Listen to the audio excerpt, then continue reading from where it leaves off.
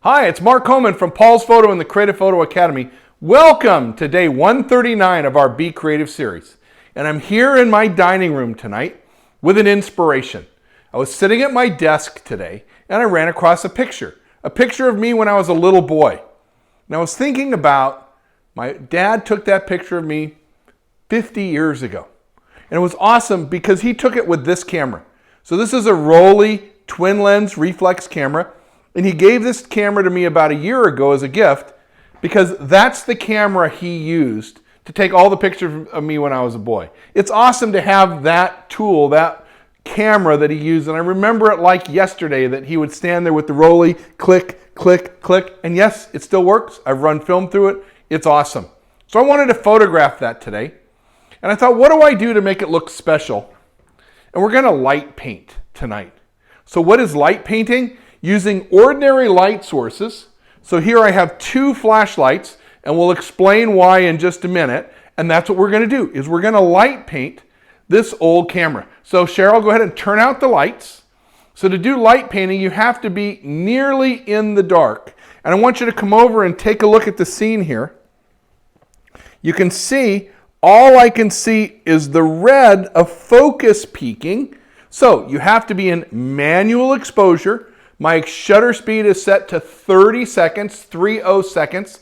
My f-stop is at f32 and my ISO is 100. That's the longest exposure I can make here on the Nikon Z7. You can see I have one of the Litra torch lights in the back as an accent light, just as a background light to throw some light into the scene, because during a 30-second exposure, there's only so much light painting that I can do. So why are we manual focus? Because we've got the lights out. The camera can't focus. We use the focus peaking tool to see where the focus is. So now, during the 30 seconds, I just made the exposure. I'm constricting an LED flashlight, and I'm going to use that to light the lens. So the lens on the camera, because it's lit with an LED flashlight, will be blue. And I'm using a standard incandescent flashlight. You notice I'm constricting a little bit as I move the flashlight around the scene to light my subject. I'm going to put a little light through the lens there. And you know what the great thing about light painting is? Every single picture is different. I'll do half a dozen different ones of these. I'm not going to make you wait for them, but I'm going to just make a half a dozen different light paintings, and they're all going to be a little bit different. That should be just about done. It is. Oh, look at that. Come take a look at that, Cheryl. Isn't that awesome? You can see the orange light coming through. You can see the blue light on the bottom lens. Let's do another one. Here we go. Maybe we can make some happy little trees this time. So here we got the blue light on the lens. Look at that. Bam. And now I've got the orange light, the tungsten light on the background. And if you don't want that tungsten light to be orange, it's simple. We're just going to adjust our white balance. Now my white balance is set to auto at this point. So the color is going to be adjusting. But look at that, how beautiful that's going to be. It's different. I'm counting in my head the 30 seconds while I talk to you. And it's hard because I'm light painting, I'm counting, and I'm talking to you at the same time.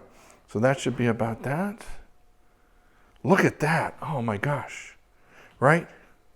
So I'm going to do about a dozen of these and see which one we like best. And you know, it's always fun to try different things.